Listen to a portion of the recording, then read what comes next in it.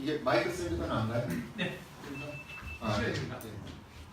오늘 주제는요 오버덴처인데 사실은 저 오버덴처가 많이들 하시나요? 오버덴처를 많이 안 하시나요?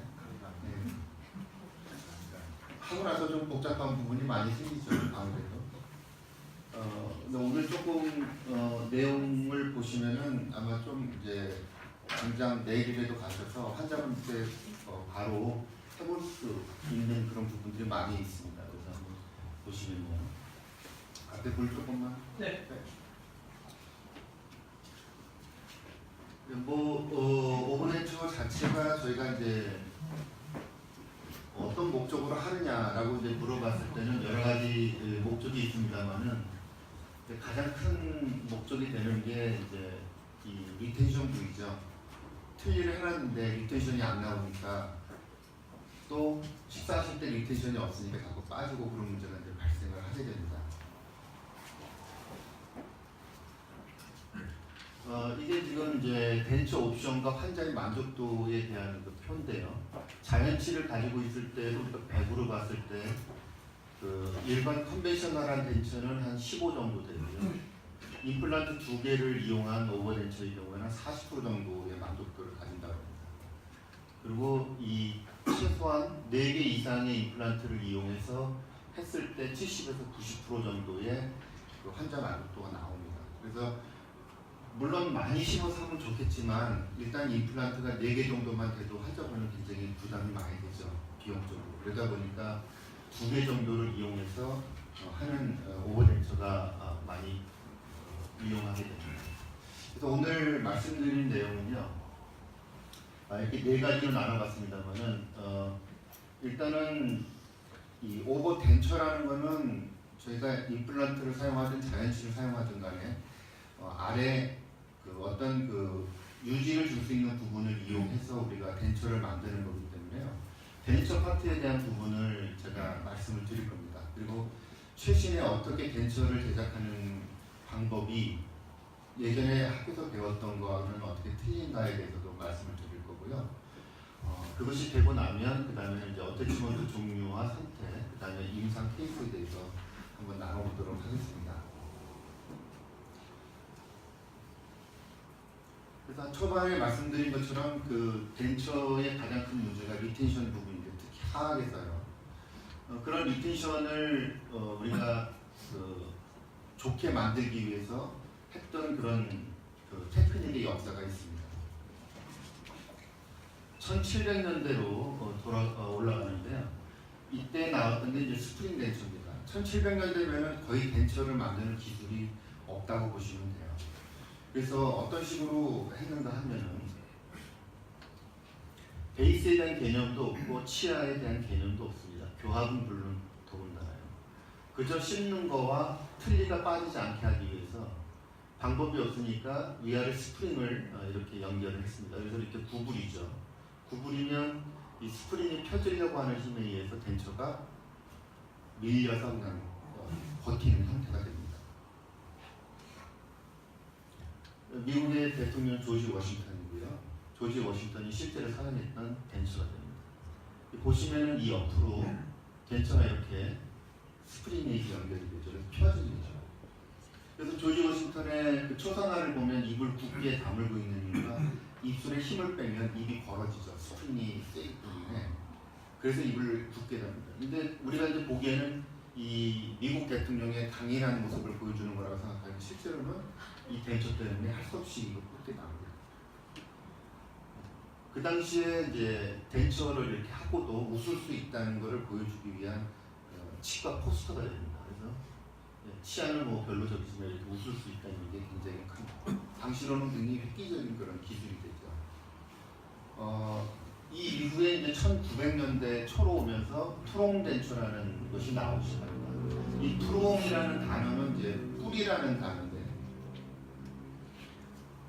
상악의 치료제가 많이 흡수된 경우에 저희가 얘를 리텐션을 얻을 수 없으니까요. 이쪽에 그 베스티블 부위를 절개를 합니다. 절개를 하고 기존 덴처에다가 이렇게 뿔 같은 거를 달아서요. 넣고 그대로 힐링을 시키게 되면 이렇게 코 밑으로 이렇게 구멍이 뚫리게 되죠. 네. 그리고 인프레션 떠서 덴처를 만들면 이렇게 그 안으로 쏙 들어가게 됩니다. 근데 단점은 뭐냐면 이거를 24시간 내내 끼지 않게 되면 홀이 메워지죠. 우리가 여성 귀 뚫으면 귀걸이 안 차면 귀구멍이 막히는 것처럼 마찬가지고 실제로 이런 수식이 지금도 약간 변형돼서 이런 프롱덴처라는 게 사용되고 있습니다. 그래서 굉장히 좀 혐오스럽지만 이것도 하나의 방법이 됐었죠. 그 다음에 1900년대 말에 오면 이제 석션컵 덴처라는 것이 이제 나오기 시작합니다. 이거는 무슨 개념이냐면요. 덴처 제작을 하고요. 이 워킹 모델에다가 이렇게 작은 원을 이렇게 여러 개를 만듭니다. 그리고 거기에 덴처 하방에다 연질 이장제를 깔아가지고요. 소프트한 걸 깔아서 하게 되면 오징어나 문어의 빨판처럼 작용을 합니다. 그래서 이거를 딱 누르면 쫙 하고 들어붙죠. 네. 근데 이제 단점은 이제 뭐냐면 이것도 이제 이것도 지금 이제 석션컵 덴처의 일종입니다만 펠레타가 이렇게 크게 석션컵을 만들었습니다. 근데 이제 오래되면 그 안으로 조직이 잘 들어가죠. 좀 더 심한 케이스를 보면요. 자, 이렇게 펠레트에다가 이렇게 음압을 주기 위해서 공간을 만들었습니다. 또 오래 쓰다 보면 조직이 그 안으로 자라 들어가는 그런 이제 문제가 생기게 됐죠. 그래서 이런 문제들이 이제 나타나면서 점점 이제 리텐션에 대한 부분이 다른 방향으로 옮겨가기 시작하고요. 그 다음에 임플란트가 나오면서 이제 임플란트 오버덴처로다가 해서 이제 완전히 자리를 잡게 되는 겁니다. 네.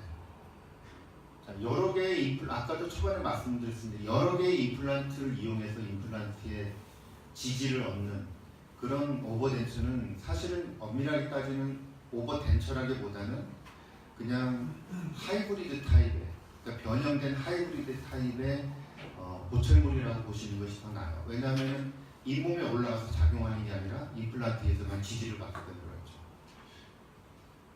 특히 이제 임플란트 두 개를 이용할 경우에는 완전히 임플란트에서만 지지를 받을 수 없기 때문에 연조직하고 같이 받게 되거든요. 그래서 사실은 두 개를 이용해서 오버덴처를 만드는 게 굉장히 어렵습니다.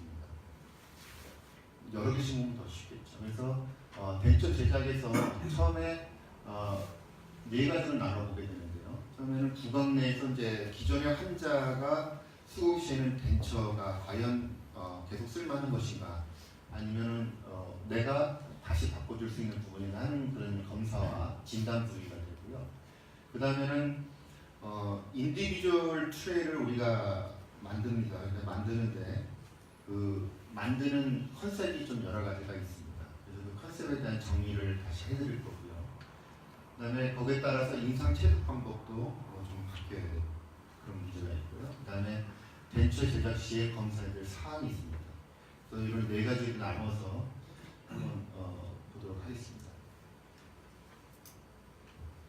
네, 부검 내 검사 및 진단인데요. 네, 한번 그 환자 케이스를 보면서 이야기 듣도록 하겠습니다. 이런 환자들 뭐 많으시죠. 상하계 파샬 덴처 보고 계시고요. 하악에는 지금 이제 리치 폭은 좀 얇고 이런데 얼서가 좀 보이죠. 눌린 자국이 보입니다. 엑스레이 사진에서 보면 이 상태로 오시는 거죠. 상악 파샬 덴처의 모습이고요.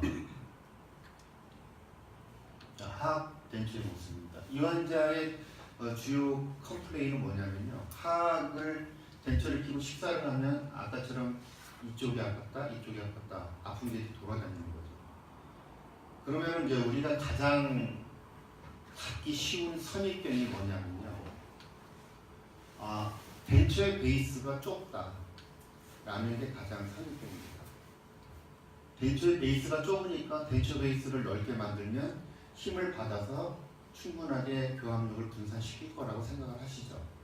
이게 가장 일반적인 생각입니다. 그래서 여러분들이 쉽게 이거 베이스를 넓혀서 하면 되겠습니다 라고 이제 이야기를 하기가 가장 쉽습니다. 근데 그 그게 만만치 않아요.